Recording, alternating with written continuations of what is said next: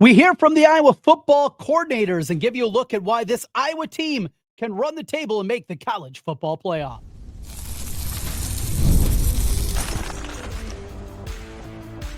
You are Locked On Hawkeyes, your daily podcast on the Iowa Hawkeyes. Part of the Locked On Podcast Network, your team every day. Welcome in. I'm Trent Condon, and this is the Locked On Hawkeyes podcast. We are your daily Iowa Hawkeye podcast. I've been covering the Hawkeyes for over 20 years on the radio here in the state of Iowa. You can hear me currently on the Iowa Sports Radio Network each weekday from noon to 2 with stations in Des Moines, Iowa City, Cedar Rapids, Quad Cities, and Sioux City. Today's episode of Locked On Hawkeyes is brought to you by Game Time. Download the Game Time app, create an account, and use code LOCKEDONCollege for $20 off your first purchase.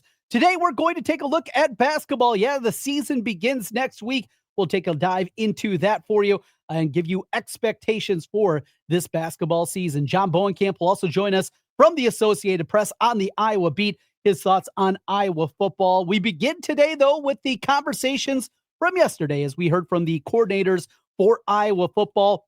A look at the conversations and some pretty interesting nuggets from all of the three coordinators. Of course, Phil Parker with the defense, a longtime DC, Lavar Woods and what he's doing with the special teams. And finally, a look at what we heard from Tim Lester. In fact, let's go in reverse order from the way that we heard from the guys yesterday. And let's start with the offense. And it is the offense, a lot of quarterback talk in there, and a couple of things that we gleaned after the conversation with Tim Lester. Now, I think one of the first things that we saw late in the dominating win against Minnesota over the weekend is getting to see, though it was just for 6 snaps in the football game, our first extended look at Jeremy Hecklinski. We saw him run the ball in for the touchdown. You know, it goes hand in hand with something that we've been saying for a while here on Locked On Hawkeyes is after the change was made at the backup spot going into the game against Wisconsin with the bye week, we saw the or next to the name of Hank Brown and Jeremy Hecklinski. It led us to believe that there was something to it.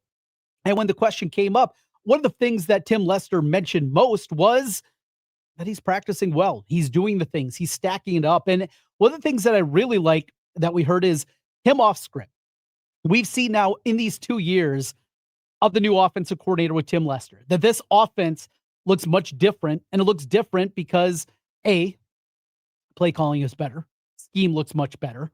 It's a system that makes sense. The run game has improved immensely. And that goes hand in hand with good running backs, a running quarterback, and of course, an offensive line. But I go back to that middle point, the running quarterback, and what we saw last year when Sullivan got in there. And this is a guy who's extremely fast, played loose, sometimes a little reckless, but a guy with elite athleticism at the quarterback position. And then you go into this year, and you see a guy in Mark Gronowski. And in terms of raw speed, he's certainly not Brendan Sullivan, but what he is powerful, dynamic, and a different kind of runner and what he's doing in the running game and the numbers that he continues to stack up. So to see now Iowa being able to do it with 2 different athletic quarterbacks, running quarterbacks, but different kind of runners, I think gives you excitement because Hank Brown is more of your prototypical pocket passer. Yes, he's more athletic than a Deacon Hill. Hopefully he can move around better than a limited physically Cade McNamara, but he's not going to be a guy that can wow you with his legs. Jeremy Hecklinski, though he is listed at 5'11", and he's not that, he's a little guy. He can do things with his feet. And we've seen how a running quarterback has unlocked a lot more to this Iowa offense. Yes, we want to see the passing game improve. Yes, we want to see them throw the ball around and be able to, at minimum, chuck it around for 200 yards a game. We're still not there. We'll talk about that a little bit more. But Jeremy Hecklinski is that guy that gives you that opportunity. Jeremy Hecklinski is that kind of quarterback when you look to the future that has the dynamic with his legs that he can do things. Then we also talked about processing. One thing that Tim Lester mentioned when he's talking about Hank Brown versus Hecklinski kind of going forward is Hank is good when the picture is clear. When he goes off script, though, things are not as good. And Hecklinski is a guy that can move off script. I like that. I like that dynamic in a quarterback, and I think for the way that Iowa is built, having a guy like that certainly makes a whole lot more sense and what you're hoping for, I believe, going forward at the quarterback spot. Going forward, I just want to see somebody that can move, somebody that can use their legs. That is such a big part of what Iowa is and their identity. And it's crazy that we had to go the better part of a decade and a half before we had a guy like that. I mean, go back after Brad Banks, and they tried. They brought in McCullum from South Carolina. They used him a little bit at quarterback, and they did some wildcat things and some different things. They brought in Marvin McNutt. He ended up as a wide receiver. They've tried, but it just hasn't hit. And in today's environment of football, having that quarterback that can move is such a huge step forward from what we've seen in the past. A couple other things from Tim Lester, talking about Mark Gronowski and just how smart he is. The ability to check into play, something that they hadn't done a whole lot a year ago, getting them into the right situations. He said when he does make a mistake, he rarely has to correct him because Gronowski already knew what went wrong. I thought maybe the most interesting dynamic, though, was him talking about some of the misses. And Gronowski, he talked a little bit about, because of the bad knee that he's playing through at this time, he has to control his front leg a little bit more, and that has led to those overthrows that we've seen a couple of different times. Now with this bye week, now we go back to the last bye week, which is crazy, 3 weeks ago. We didn't know if Gronowski was going to play against Wisconsin. We didn't know if he was lost maybe for the season. I mean, those were the kind of questions that were out there. And he took a big step forward, and here he is. And then he puts together performances that we've seen, including running for 130 yards against Penn State, and then getting the win in easy fashion last week against Minnesota. Gronowski, a lot of good things to come there. And you wonder, with a little bit more health, maybe that accuracy can improve, something that came out from Tim Lester. Let's jump next to the defense and Phil Parker. I thought it was interesting, again, with these 2 bye weeks this year. Phil was happy that they only have one, so he only has to talk to the media once next season. I got a kick out of that one. But he said the last bye week they used more as an evaluation period. Evaluation of what they were doing, some of the things, and we've seen these improvements defensively the last 3 weeks, just how much better this defense is, and we certainly talked about that. You everyday listeners know about that one. But this week he said they're going to use now more self-scout. I thought that was an interesting dynamic, and looking at some of the things that they're doing, going under the hood themselves, and what a perfect opponent to do that. Maybe come up with some new wrinkles against this very talented Oregon team that's averaging over 40 points per game. He was asked about Zach Lutmer. Lutmer's going to come up as well when we get to special teams, but when he was talking about him, you could tell there was a little twinkle in the eye of Phil Parker. Phil Parker brought up Lutmer before we had seen him on the field. This was a guy that kept coming up early in his career, and what he talked about was the ability to diagnose things early, to play different positions, the ability to play 5 different positions, diagnose things, a guy that can swing back and forth between cornerback, safety, cash. He can do all those different things. The athleticism, we know, is at a high level, but the ability to diagnose. And one of the things Phil Parker mentioned on that is he was a guy that was a multi-sport athlete. People, don't specialize your kids. If they like a lot of sports, let them play different sports, because as we see year in and year out with Iowa football, that is a good thing. Another thing that I loved from Phil Parker, he was asked, we saw Cam Buffington with the interception, saw him play a lot in the game, Preston Reese, Derek Weisskopf, those 3 redshirt freshmen that we've talked about a ton. And he used the term, and he said he hates to say it, but I think it's the right one. Violent. A violent group of linebackers. These young linebackers are going to be turning heads, and there is a lot of excitement, certainly, about them and what they're going to do. Some good stuff from Phil Parker on that front. And talking about some of the young names that we're learning. I was asked about TJ Hall and his ascension this year, and we definitely have seen that throughout the course of the year. I mean, we go back to a year ago at this time, there weren't many guys much more maligned, than TJ Hall. And he's putting together a tremendous senior year and having that kind of leap forward. Another thing he joked about is he didn't want to give Dan Lanning what they were going to do for this game against Oregon. But final thing, we've talked about the blitz packages, and Iowa's done a whole lot more. And another part mentioned that it just feels like they're better this year in those blitzes.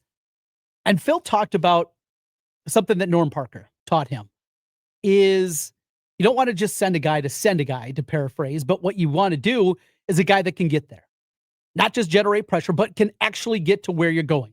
Run blitz, pass back blitz, doesn't matter. Get to where you're going and do it with those guys. And Xavier Nwankpa, he's good at that. We've seen these guys. Lutmer is good at that. You want the guys that can not just apply pressure, but actually get there. And they're getting that out of this group. Finally, the final coordinator to talk about today is, of course, Lavar Woods, the special teams coordinator for the Hawkeyes. A lot of talk about Kaden Wetjen, as there should be. Wetjen putting together another All-American season as he did a year ago, maybe even taking a step further. He talked about the fearlessness and, complimenting some of the guys that they've had in the past and some of the players that he saw both at the NFL level and that he's seen here with the Hawkeyes. That fearlessness that Kaden Wetjen plays with. Talked about also the smaller guy. And I know there's been a lot of comparisons, a lot of talk about Tim Dwight as he is in that rarefied air of Tim Dwight. Well, what do those two guys have in common? They're both yoked and they're both short. And he said that is an advantage, and it's tough to get him down to the ground on those punt returns. Talked about the future of things. KJ Parker's name was brought up. Of course, we saw what he did, just absolutely obliterating the guy on the punt return from Wetjen, and KJ Parker's probably going to be a guy in the mix, both defensively next year at cornerback, but also a part of special teams. But also, Zach Lutmer came up. And speaking of a gleam in the eye, when Phil Parker was talking about Zach Lutmer, same thing with Lavar Woods. I think that might be your punt returner for next season, because he said, kind of looked like a punt return on that return. Yes, it did.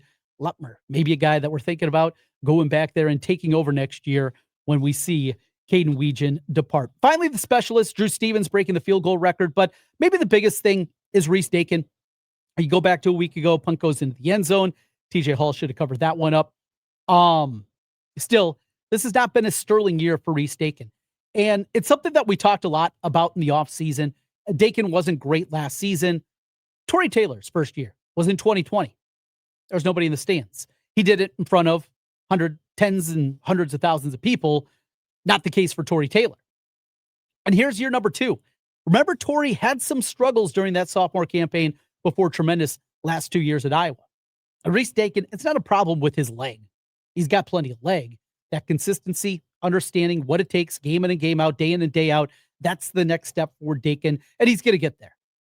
Frustrating, absolutely. Want to see more, want to see better out of Dakin this year. I think that's still coming. That consistency is now that next thing. But we saw Drew Stevens struggle in the second year. We saw Tory Taylor struggle in his second year. We're seeing the same thing for Dakin. Let's hope he can have a November to remember. That does it for the coordinator press conferences. By the way, the line is out at FanDuel for next week. Iowa, a 6.5-point underdog. We'll talk more about that on tomorrow's show. But coming up next, we go to a guy that was there, John Bohnenkamp from the Associated Press. His thoughts on the Iowa press conferences from yesterday. Plus, we got some basketball talk coming your way as we continue. It is the Locked On Hawkeyes podcast. Well, the NBA is back, and there's no better place to get in on the action than FanDuel, the official sports betting partner of the NBA. Even if you missed the start of the game or want to ride the hot hand, FanDuel has live bets on everything. Who will score the next points in the game to fourth quarter comebacks, all covered on the FanDuel app. You can combine your live bets into a same-game parlay for a shot at an even bigger payout. You've heard me talk before about those same-game parlays before the game. Now they are covered live in the game. See how the game's unfolding, and you can jump aboard. It keeps every game exciting, especially when your team's making that late push. Right now, FanDuel is giving new customers $300 in bonus bets when your first $5 bet wins. So head to FanDuel.com to sign up and play your game with FanDuel, the official sports betting partner of the NBA. Right now, John Bohnenkamp, Associated Press, as we recap the coordinator's press conference from yesterday and the first 5 games, maybe not all of them, of the World Series. John, Trent, Ken, thanks for coming on again this week. Good to speak with you. Let's start with maybe one of the questions that I took listening to Tim Lester. And as I think back now, the question was posed about Hecklinski and some of the buzz that was kind of surrounding him. And at the time, we just all assumed there would be Hank Brown because that's who came in the first time that the backup quarterback was used. But obviously, the Hecklinski is opening some eyes. And do you get the sense, listening to Lester, that he's solidified that, or is it still a competition as far as Gronowski's backup?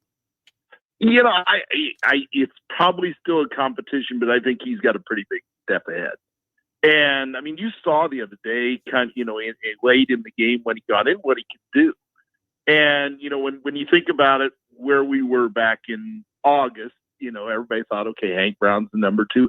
Hank Brown has gotten some game time. Now all of a sudden Jeremy Hecklinski's there and he's getting in like that. So I think he's won the job. I mean, I think he came in and worked hard and has probably been better in practice. That's why he's number 2 right now. And that kind of makes him, the front runner when you get to December and get through this, get through the end of this season. And so, I mean, he came in with a lot of positive publicity. And I think he's a really good quarterback, and I think he's been able to grab that number 2 job. And maybe your starter for next season. They don't have to dip into the portal again, and maybe you can augment that roster in some other areas, as there'll be plenty of guys that are moving elsewhere. On. You mean? Yes, absolutely. Well, there is still some football in front of us. 4 important games for Iowa.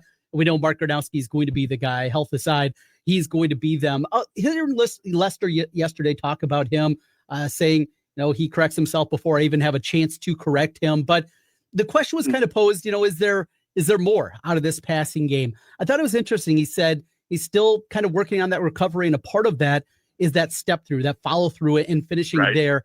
Do you think we're going to see more, or is this how Iowa's built? They're still going to struggle to throw the football. Let's put it this way. The other day you saw him throw some deep balls. And I mean, so I do think they want to do that. It's just a question of, can he hit those? Can he, but I mean, what he's doing right now is what you want him to do. And he's managing the game. He's not turning the ball over, and he's running the ball, which is, hasn't happened for an Iowa quarterback in a long time. So I do think they're going to take some deep shots with him. And I do think those will come, but it's just a matter of, you got to keep doing it, And so, but as long as you're doing what you're doing right now and you're winning, it doesn't become that much of a big deal if he's not hitting those balls, because you're doing other good things right now.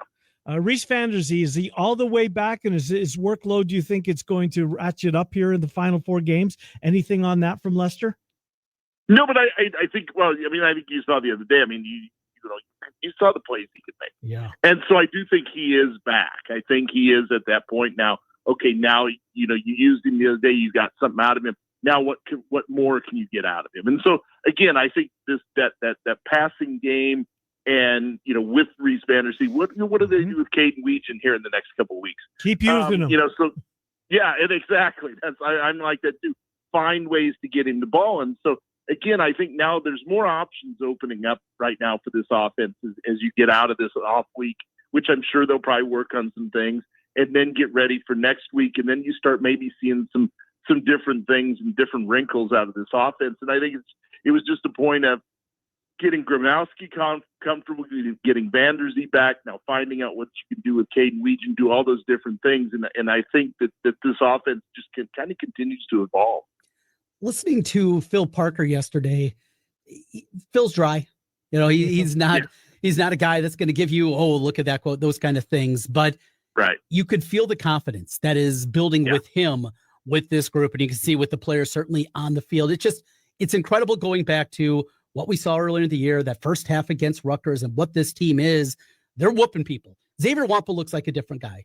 They look like they have a star now in Zach Lutmer on that defensive backfield. Montgomery has looked like an improvement in the middle spot, and the depth that they have at defensive line. You saw late in the game, Jose Epinesa, he's making plays. I mean, he's barely playing at this point in the year. It feels like Phil Parker really likes this defense.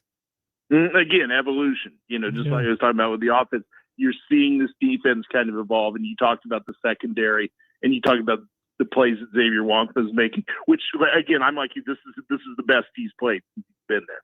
And you talked about Lutmer, and you talked about the linebackers. Look at Cam Buffington the other day, the local guy for me down here in Southeast Iowa, made some play, made a play late in the game, and he made some plays again.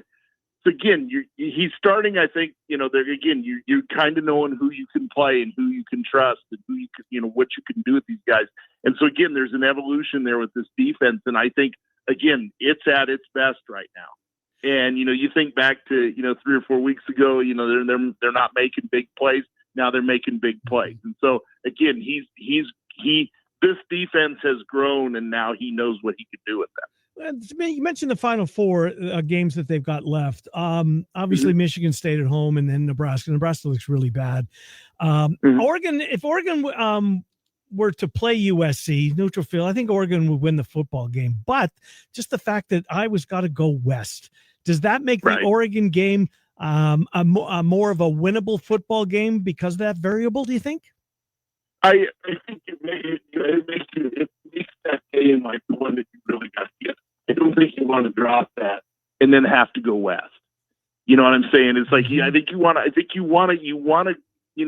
you hope to get both, but at the very least, a split, well, whatever, because of what you've got at the end.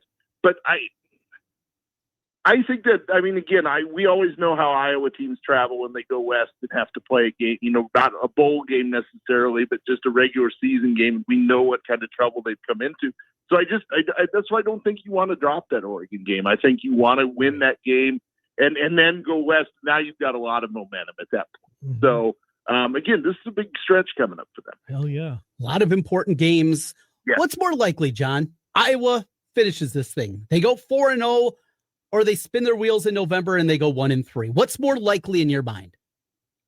1-3? 1-3. Man, he's calling 1-3. So you're saying Nebraska, they're going to drop Nebraska too? Yes. Is that what you're saying? Yeah.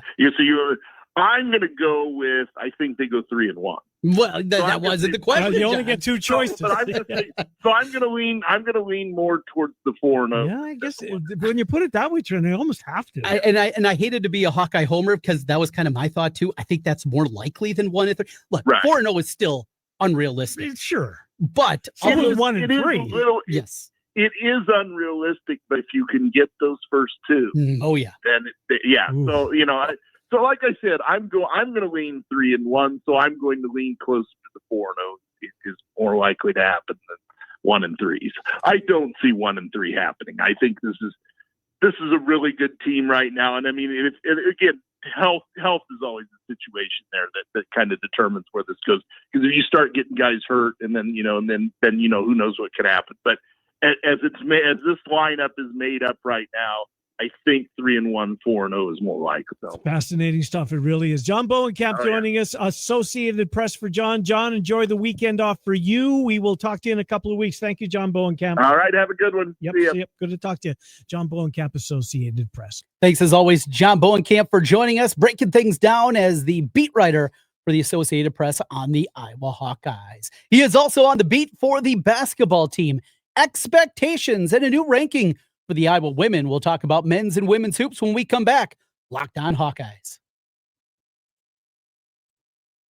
College football is here, and we know you couldn't be more excited to get there, to get to the stadium, the tailgate, the rivalries, energy in the stands. There's nothing like it. But let's be real. Actually getting tickets can feel more like a battle than the game itself. Endless queues, hidden fees, prices jumping at checkout. That's why I use Game Time. It's the app that gives the advantage back to fans. It's the easiest way to score last-minute tickets at the best prices with no surprise fees. What you see is what you pay. Pull up the Game Time app, and in a couple of taps, I can find some amazing deals. Oregon coming to town here in a couple of weeks when the Hawkeyes are back at Kinnick Stadium. You can find your favorite college football games and some great prices. Plus, what you see is what you pay. Those surprise fees at checkout, not the case with Game Time. Couple of taps, you're there, and you're ready to go in Kinnick Stadium. It's faster, cheaper, and less stressful than any other way that I bought tickets. Take the guesswork out of buying college football tickets with Game Time. Download the app, create an account, and use code LOCKEDONCollege. That's going to get you $20 off your first purchase. Terms apply. Again, that's promo code LOCKEDONCollege. LOCKEDCOLLEGE for $20 off. Swipe, tap, ticket, go. Download Game Time today. Welcome back to the Locked On Hawkeyes podcast. Thanks for being with us and making Locked On Hawkeyes your first listen every day. We are your daily Iowa Hawkeye podcast with you each and every day. Big thank you to everyday listeners with us each and every day. If you haven't, make sure you hit that subscribe button if you're watching us on YouTube or on the podcast side. 5-star reviews helps us get in front of more Hawkeye fans. So basketball, and mention an analytical site that I use often. Now I use Ken Pomeroy. I use Bart Torvik, Evan Amaya, another one. There's a ton of analytical websites that are out there. One thing a year ago that I was very happy to see is one of those, Bart Torvik, has also added the women to what they do with the analytical site, because though there's so many of those places for men's college basketball, hasn't been the same number for the women's side. Well, now it's available at Bart Torvik. That is also a free website. It gives projections throughout the course of the season. So this is what he has projected for Jan Jensen's squad in year number 2, starting with the number 23 team in the country. That's right. The number 23 preseason team with his ranking system has Iowa at 23. Now, here's the thing. Though they're 23rd in the country, they're also 9th in the Big Ten. UCLA at number 2, USC at number 8, 11th for Michigan, 17th for Maryland, 18th for Nebraska, 19th for Ohio State, 20th for Minnesota, and 22nd for Washington before you get to the Hawkeyes, again showing it's going to be a tough year in the Big Ten. He has Iowa projected to go 19-10 overall, 11-7 in conference play, and of course safely into the NCAA tournament. Hannah Stuelke projected to be the top player on this squad this year, has her projected to knock down 2 3-pointers this year. Let's hope that's in double figures. You know, if she can show that ability to knock down the open 3-pointer, how much more that's going to open up for her ability to drive. And then, of course, what you throw in there in the middle with what we saw from Avon Hayden. If we're going to get anything, the freshman campaign this year inside for Layla Hayes, there's a lot there, certainly, that you can be excited about. But just something to pile away for a little bit early in the season. Iowa will start things up against Southern on Monday. He has them projected to win 82-55. Evansville, Drake, UNI, all big favorites before they depart down south for their matchup in Baylor in their exempt tournament coming up along with Miami. So those will be 2 games, though I was projected to also win both of those games. Again, should be a fun season. On the men's side, Iowa is projected to be on the fringes of the NCAA tournament from Bart Torvik. He has Iowa right now projected, the 36th team in the country, has them projected to go 18-12, in conference or overall, and 10-10 in conference play. I did see that there is an over-under for their win total in conference games. That is 9.5. That is available out there in the market. For Iowa, we know it's about Bennett Sturts, but I can't wait to see Tuesday and what this team's looked like. We've talked about a little bit the exhibition. In fact, we're going to talk about that more tomorrow.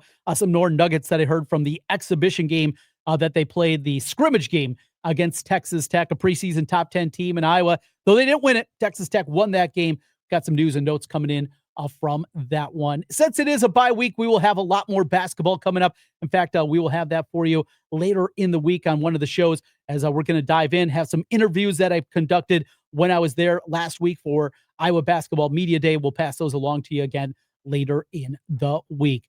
That'll do it for today. Thanks for being with us and making Locked On Hawkeyes your first listen every day. Again, make sure you hit subscribe if you're watching us on YouTube, and a 5-star review on the podcast side.